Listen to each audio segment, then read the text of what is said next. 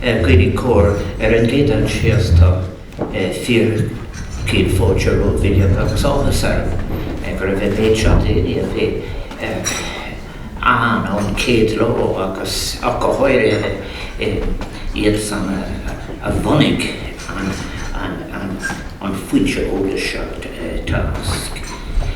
Officer down or gwyd Princess de Rosa Lynn agus alone the Ellen Arachmed appears the father. May I say what a great pleasure it is to welcome you all to Oris and Outron.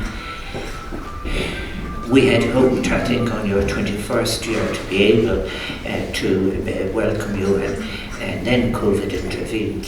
And now it's about 23 years since the founding of TASC. And as I have said, on your 25th year, you should have achieved the paradigm shift of which I'll be speaking. So I'm going to celebrate that. I must say, I got a note from somebody whose work I used 30 years ago in matters of culture, Kieran Benson, who said about the name TASC, Think Tank on Social Change. He said the original suggestion had been Themis, the goddess and personification of justice, divine order, law and custom. She is one of the 12 Titan children of Gaia and Uranus, and the second wife of Zeus, associated with oracles and prophecies, including the Oracle of Delphi, and her symbol was the scales of justice. But TASC overcame Themis after the Working Party, which I chaired as independent chair for the Labour Party and Democratic left all those years ago. In its full title, and indeed for all its work, and for all of you who have been active in TASC, you're all very, very, very welcome.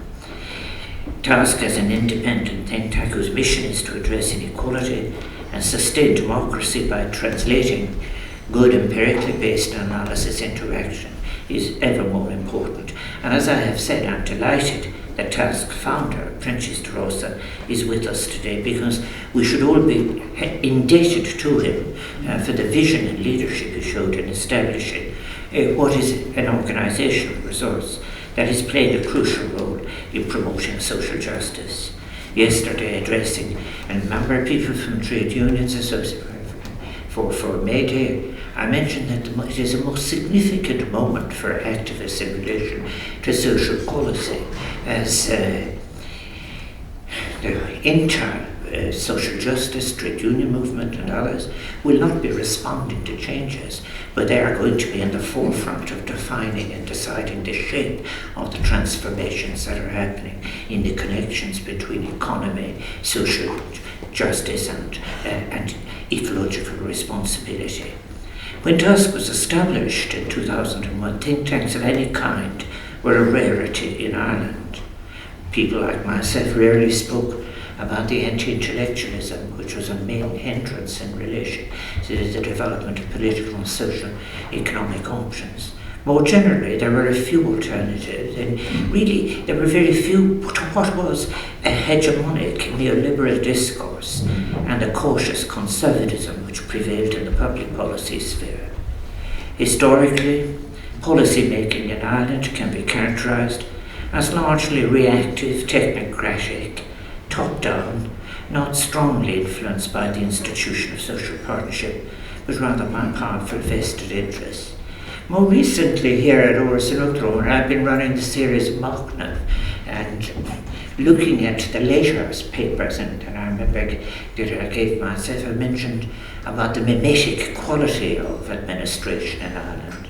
There is a huge difference, if you like, between when we look closely at Collins's writing in relation to what might have been an appropriate public service and the urge that was there to actually, as we even have heard it, even in more recent times in part of the commemoration discussion, that how good a good thing it was to have continued an unbroken tradition, which of course under close analysis was something that was quite inimical to any kind of social progress, and that was details of that you will find in my discussions on Tom Johnson and the Democratic Programme for the First Dawn.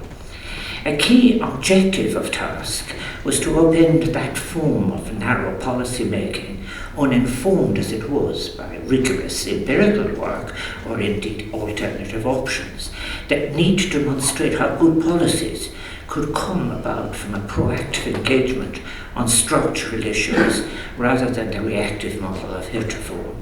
It's sort of bottom-up rather than a top-down model. In that way, it was of course seeing the importance, which would be briefly recognised in European level and then abandoned, of cohesion.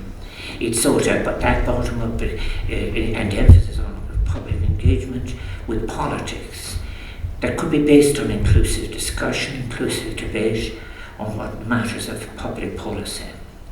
And given the dominance of neoliberalism as a paradigm for over 4 decades, it is hardly surprising that the global influence of the economic right ensured that economic orthodoxies shaped the thinking of those responsible for the making of Irish public policy across all areas. Consequently, there was a dearth of progressive, heterodox policy debates over the decades, and TASC set out to change this, and it is a change for which we are grateful, but I believe the future generations will be even more grateful. By engaging in research and public outreach concerning inequality, democracy and climate justice in the current political, economic and social environment, TASC has increased public knowledge of economic and social policy, been a source of information and ideas as to the improvement of working conditions, and its work has been vital in the facilitation of a just transition to advance climate action and protect livelihoods into communities. And there are lessons in all of this too in relation to what must be the lead role of the state in ensuring an adequate response to our climate policies. The inherent flaws and limits of the neoliberal paradigm have now not only been exposed but laid bare for all to see, but they are acknowledged particularly in the wake of austerity responses to the global economic crisis of 2008-9, and a set of responses that has proved so socially ruinous in many parts of Europe. The bad economics at the source of those responses was based on a fallacy of description, an obsession with descriptive economic analysis and quantification of metrics, including completely meaningless use of gross domestic product that was championed at the expense of deeper analysis with the theoretical adequacy. It was bad economics imposed carelessly and with disastrous results. This focus was held and promoted by many who had been influential within the field of economics, and it has created conditions for the dissolution of deeper thought, hard thinking. And for those of us who had always been in favour of seeing economics as part, as well as the craft of social work, but also as being related to philosophy, it was destructive in relation to theoretical imaginative thought or any concept of wonder. Many economists remain stuck in an inexorable growth narrative, or at best a green growth narrative, and yet I'm very delighted, as Tim Jackson, who is with us today. I'm so delighted to welcome Professor Tim Jackson from Surrey, who has been with us for this meeting today. He, in what is I think a very important work, his latest work, has pointed out that the concept is contradictory in itself. Growth means more throughout. More throughout means more impact. More impact means less planet. Eternal growth precipitates the destruction of everything. A fixation on a narrowly defined efficiency, productivity, perpetual growth has resulted in a discipline that has become blinkered to the ecological challenge, I suggest, the ecological catastrophe we now face. That narrow focus constitutes an empty economics. I say empty in the sense of it's not drawing on any of the moral impetus that informed some of the best writing in economic theory.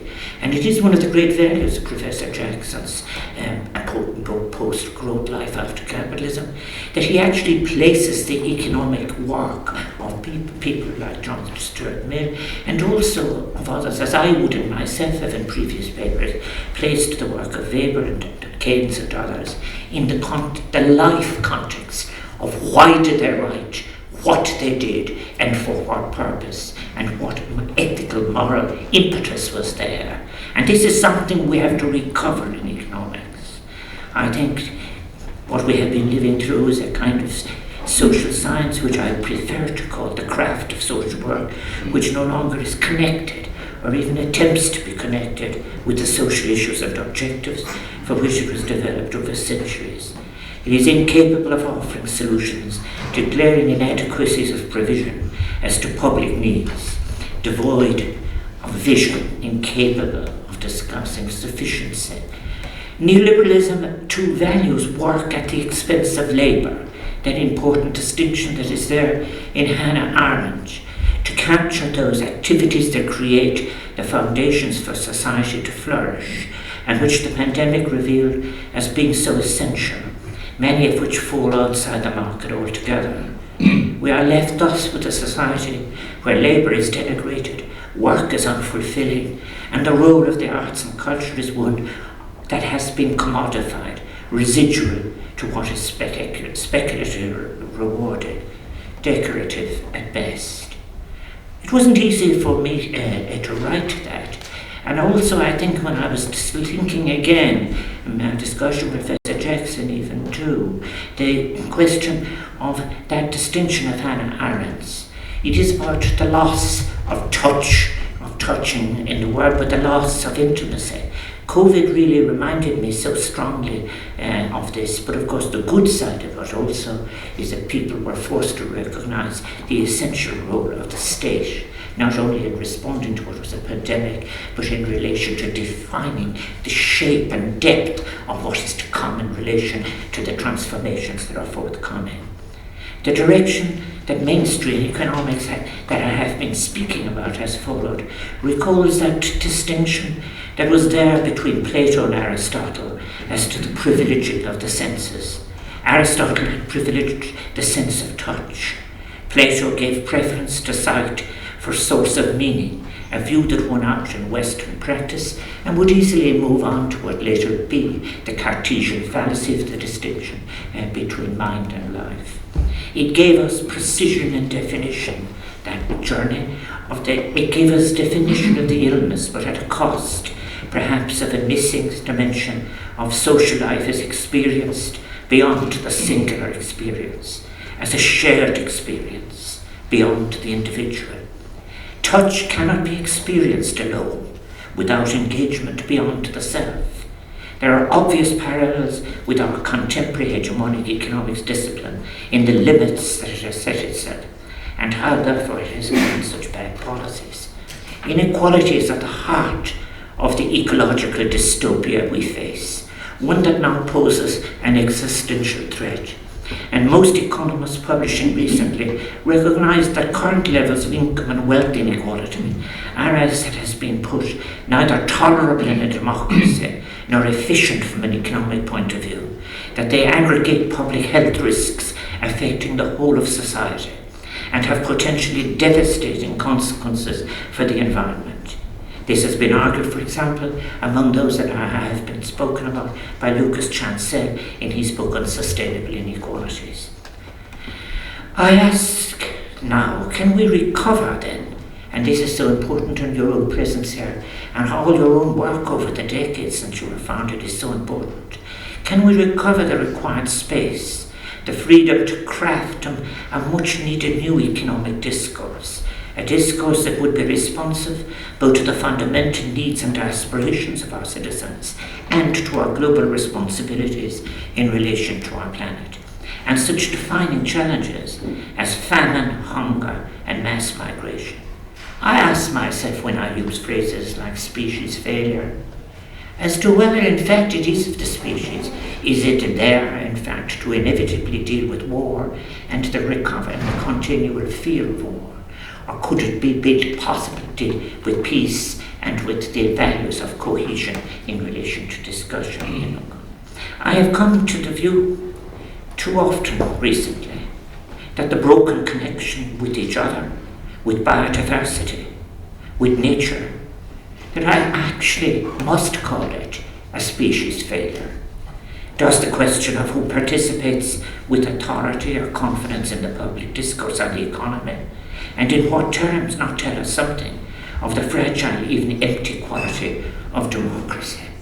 Right across Europe at the present time, for example, in relation to countries like ourselves enjoying surplus, suggestion is made that now, when there is such a glaring opportunity for dealing with neglected areas of care and those with the greatest need, we hear warnings about it.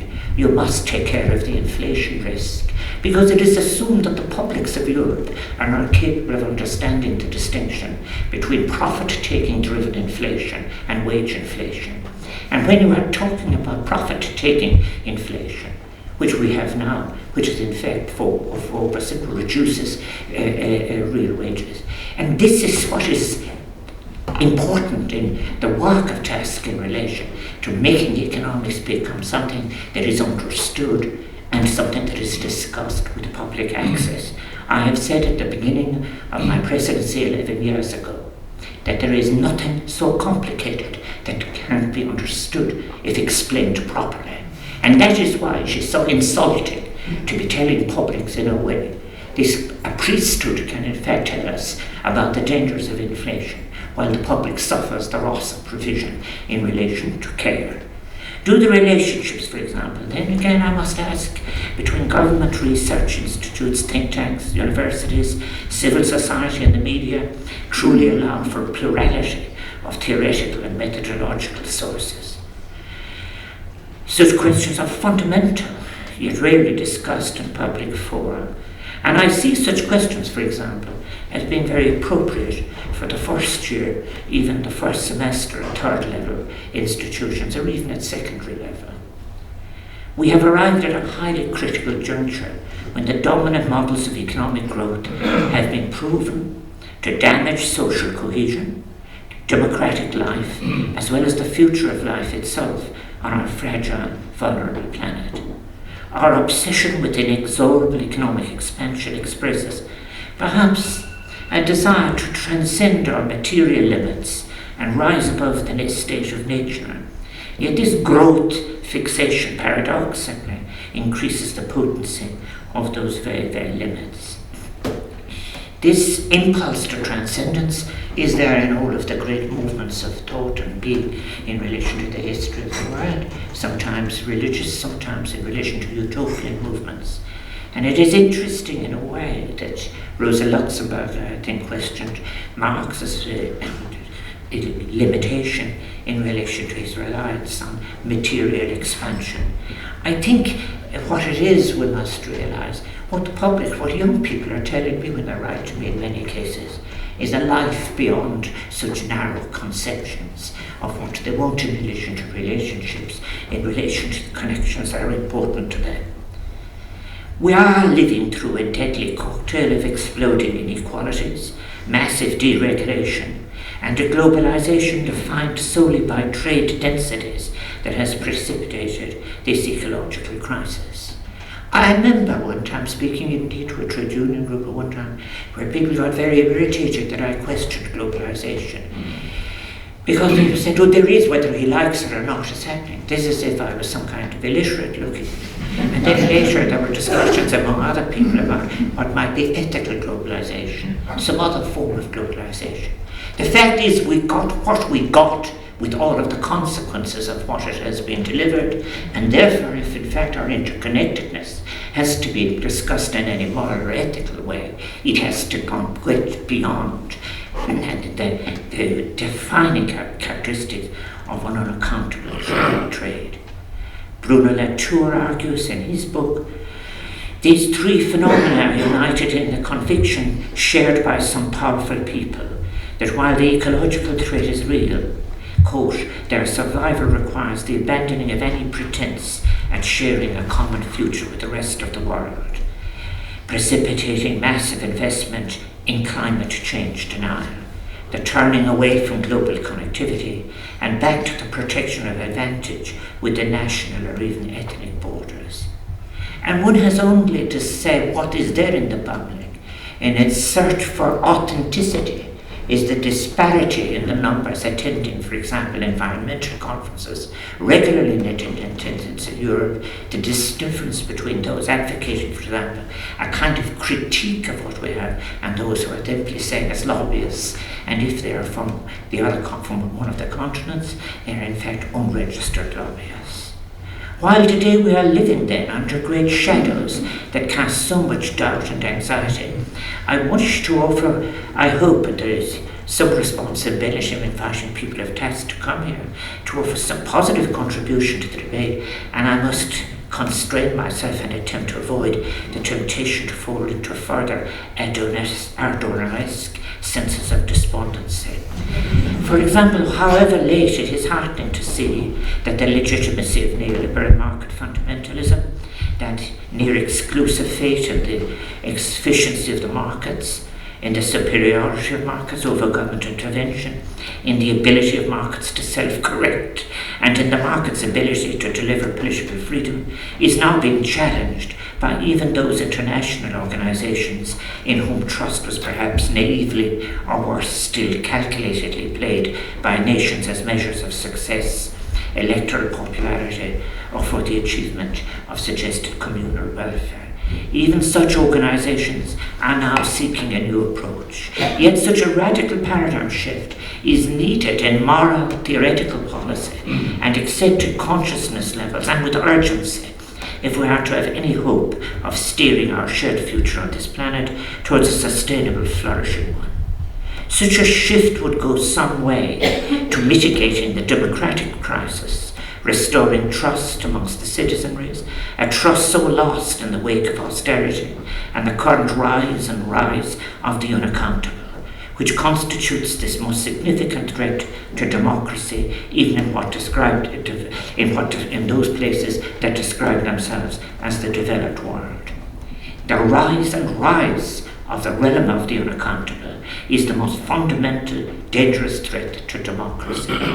Multilateral bodies seem to have accepted too, which is good, that we need such a fundamental and radical paradigm shift, not just in relation to economics, but in terms of our very way of living, our broken connections, new ideas, new movements, and crucially a sharing consciousness between these movements, social, economic, and ecological, are thus now required, and even more, their effective communication to citizens, ideas based on equality, universal public services, equity of access, sufficiency, sustainability. New ideas are fortunately available in the form of practicable suggestions for an alternative paradigm of social economy with ecological responsibility. But critically, they must find their way onto the public street. They must find their way onto the curriculum in the places where economics is being taught. And thankfully, we now have a richer discourse in intellectual terms than perhaps we did a decade and a half ago at the last point of crisis. Thanks to the such scholarly contributions, inter alia, I have Tim Jackson, I mentioned, happily with us today, Ian Goff, Anna Coote, Mariana Mazzacata, Sylvia Wolby, Kate Roworth, Pat Kirby, Mary Murphy was with us, and others who have advanced ecologically sustainable and socially progressive alternatives to our destructive failed model. This scholarship has been suggested for some time now, the real emancipatory potential for a new recovered political economy. And I have over the years too been speaking about on third level institutions both in Ireland and abroad to ensure that its elements are allowed space to be taught, and thus for it to be available to inform a pluralism in thinking and ultimately in policy. Some years after I had just become President of Ireland, I had attended a meeting with Howard Stein, and we were looking at new research that showed that the history of economic thought was not at 12% right across North America, the United States and Canada, that people introduced to economics were not introduced, not mentioned only to the context of the writing of the great pillars of good economic thought, but actually the history of the subject itself.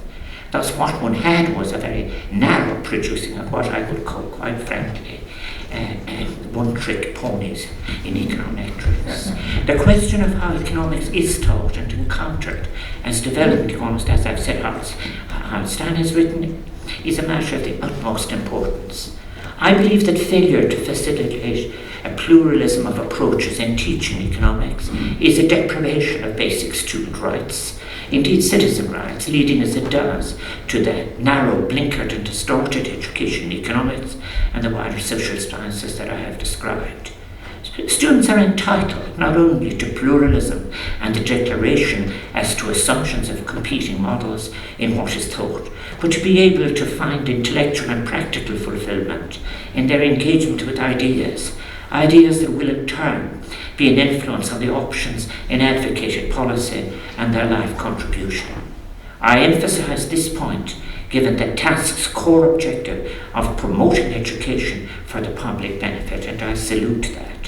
As to the new paradigm, consideration of a new ecological social model based on the pluralism and context in which economics and economic life is embedded, we must acknowledge the importance of the limits to resiliency, the limits of the world's natural resources, as well as acknowledge the role that unrestrained greed, largely unaccountable as I have suggested, has played in creating the climate crisis. The suggested new paradigm we work together to seek must offer a balanced connection between economics, ecological sustainability and ethics. Recognise the depth of the change that is required, and going further, it must envisage a more equal and moral society, one in which the state plays a role as a provider of quality universal services for its citizens, services that are seen as an investment in society rather than a burden. It recognises the importance of diversifying power, the critical role of women's voices, and feminist leadership and consciousness in every policy area, such as Ginny Stevens has advocated in diversifying power. It is beginning to achieve a consensus in parliaments that new policy instruments will be necessary, policies that must simultaneously pursue both equity and social justice, as well as sustainability and sufficiency, goals within an activist, innovative state with substantial public investment and greater regulation and planning. Investment functions of social policy must be enlarged so as to become more closely integrated with climate action investments. We are told, as I have just said, of record surpluses in the exchequer coffers, 10 billion for 2023, over 16 billion predicted for 2024. Let us not forget that this surplus has been made possible by an educated and hard-working population, as well as by the final decisions of foreign direct investment. Now is the time to invest in our connection, I suggest, with nature. This is what the message we're getting from our younger generations, and older ones too, is nature's lessons in resilience. We must draw on to achieve a more sustainable, fulfilling and healthy world. We must redefine our politics so that it becomes earth-focused rather than national-focused. We must enable a more active, participatory, fulfilling version of society, one where citizenship is defined as licensed, not one which is citizen is simply defined as some kind of license to insatiable consumption, where the glittering prize is the promise of immortality itself, to quote Tim Jackson. The most effective welfare states in the world promoted universalism as a core principle, and we can think back of those in the Nordic countries and the social democratic models adopted in several other European nations as exemplars who must hold their ground. Thus, an effective eco-social paradigm requires a universalist mindset, one that is fundamental as a compass, as are additional targeted measures to mitigate regressive impacts of decarbonisation policies, for example, on lower income groups, something that is being addressed in Ireland. In Ireland, this will mean a just transition that can be achieved for those impacted by the closure of unsustainable carbon-intensive electricity production, for example, who must be offered reskilling opportunities to enable re-employment in other suitable areas, such as the green economy, or upskilling opportunities that can achieve sustainable income in other parts of society. But most importantly, who have been given the security of basic needs having been met. We must anticipate now, where before we allowed ourselves to await the impact of change, we must communicate inclusively. And I see, in fact, the role of TASC, the role of the trade union movement, the role of civil society and others, as in fact being the leaders, not responding, but being the leaders in the definition of where we are now in relation to so many new challenges. I strongly support participative decision-making models such as that advocated in the People's Transition TASC report from 2020, which views climate action as an enabler of local development, giving people and communities ownership of the transition to zero-carbon societies, and enhancing public support as it does for a just transition by tackling inequality and raising standards of living through the delivery of climate solutions. And may I add that policies that promote genuine regionalism can also be a central institutional space for measures leading to a just decarbonisation. I've often thought it's a long, long time since I wrote about the case for regionalism and how we were stuck with this imposed version of the county managerial system, which one is only just want to see its deficiencies. Just look at the outcomes in relation to housing and planning and environmental management. As we adjust then to our post-pandemic reality, I suggest that now is the time to consider some first-order questions. How are we to live responsibly in the world in an interconnected way? How should we seek to be in the world? And these weighty questions are considered, as I mentioned, by people such as Professor Hartmut Rosa in his book Resonance, in which he argues for the need for society to move away from consuming the world to experiencing it and resonating with it. Quality of life, after all, cannot be measured simply in terms of material resources and their use or consumption.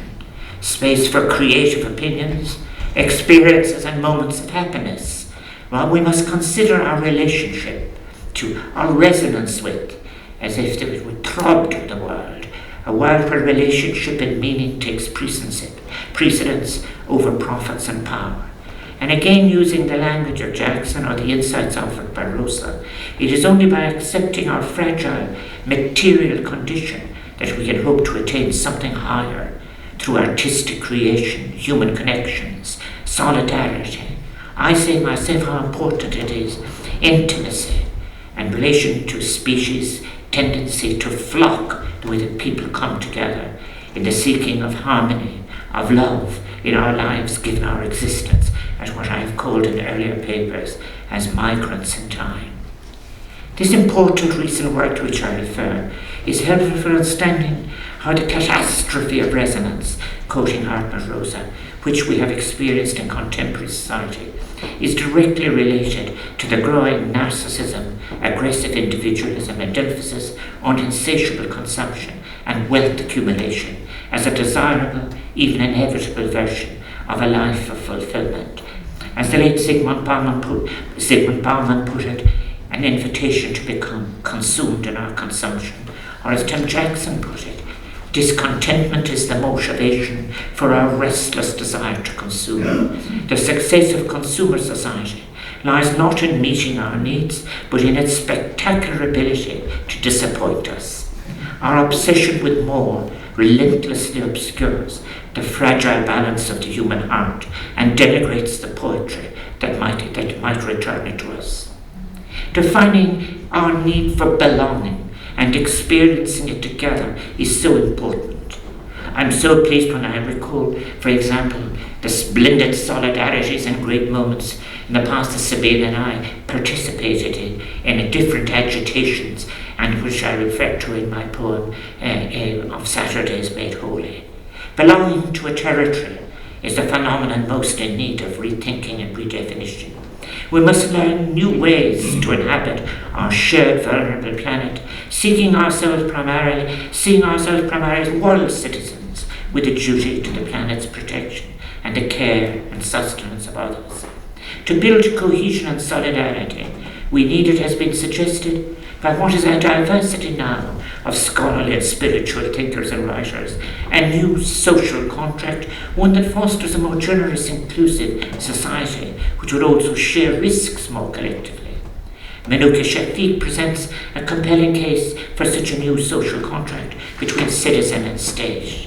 In an automata sense capabilities approach, such a society would broaden opportunities, she suggests, asking citizens to contribute for as long and in the form that they wish to, thus enabling everyone to fulfill their potential. Shafiq identifies the key elements of a more generous social contract, one founded on solidity, solidarity, and harmony, one that recognizes our interdependence, shared inevitabilities, vulnerabilities, supports and invests more in each other to build a more inclusive, cohesive society together, one which gives authentic delivery of the social justice, solidarity, and equity principles that are the aspiration underpin the framework for the Sustainable Development Goals, perhaps our greatest achievement in recent times as a moment of hope, global solidarity, and empathy, and which must not be sidelined by our present involvement in war. As to our future then, I believe that TASC is among those bodies well placed to play an important role in the great contest of ideas, their sharing turning into action, that we need to embark on, engaging all of society inclusively, to have a debate on the great fundamental issues that will shape the future direction of public policy in this country. Do we want a society committed to promoting decent, dignified standards of human behaviour? A society that fosters a rich and holistic understanding of work as a source of personal dignity and freedom, stability, fulfilment, prosperity in the community, democratic flourishing, and a solidarity with other workers, in Ireland and abroad? Or would we prefer to continue on the path in which so many of our fellow citizens find themselves trapped, one marked by chronic job insecurity, zero-hour contracts, unstable, precarious, low-paid temporary jobs, and other so-called innovations of productivity that are increasing the numbers who are now termed precariats? Do we want a society where children and the elderly are provided with adequate care, and where people with disabilities and their families can avail of appropriate support? Or would we prefer a laissez-faire model, one in which the privatisation agenda remains hegemonic, where the value of the state and the services it provides remains a source of derision, a terrible legacy of distorting the world of work and devaluing care and caregiving? Do we want to bequeath to our children an Ireland where everybody will have access to nutritious food, clean water, adequate housing, good health care, childcare and education, irrespective of their ability to pay for those basic social goods? Or do we wish to pursue a means-tested, 2 or even 3-tiered system of access to services with all its exclusionary and inequitable outcomes, and sustain a bureaucracy that will seek to ever interrogate those as to their means? The challenge for all of us here today is therefore to find a way of building, with all our distinctive contributions, an alternative to that hegemonic discourse that casts competitiveness, productivity, efficiency as the ultimate purpose of economic activity and inexorable growth in output and trade as an end in itself. We are challenged to rebalance economy, ecology and ethics. We are challenged to craft a socially accountable version of the economy, challenged to restore a hierarchy of purpose, whereby economic objectives, tools and measures are designed to serve the fundamental objectives of human flourishing. I suggest that all of the prevailing ruling concepts in our present economic discourse, flexibility, globalization, productivity, efficiency, innovation, indeed economic growth itself, are capable of being redefined within an active citizen participative state context, given a shared moral resource, reimagined sustainability within the context of the new ecological social model. And I believe that this is part of the search for authenticity that is there not only in Ireland but in the world. These are challenging times then on so many levels. But I ask, has there ever been a more appropriate time to envisage our future utopia, notwithstanding the distance we find ourselves from achieving such an outcome? We must dare to dream it, to offer its outcome, and continue to play our part as advocates for a paradigm shift, such as that to which I have spoken in my address, a paradigm that places an entrepreneurial state at the centre of social and economic objectives, a paradigm of universal basic services, a paradigm which recognises that inequality is not inevitable, but rather the outcome of exclusionary, inequitable, badly sourced policy. Such a paradigm has, I believe, the capacity to gain mainstream acceptance, and is not only an important gesture towards intergenerational solidarity, it is our only hope as a global people of avoiding ecological and social catastrophe. Nilen Avrisar, Akamek Rollorn, Akachas, some talkie, exturing a hair, socialist economic, the authority of the Silume. The mother, Lish on talkie at Tollacro. I have no doubt the TASC will continue to play a crucial role in achieving the social and economic change that is required, to which I have referred, and to deliver the sustainable alternative which I know is possible. Mille buigas, Baba.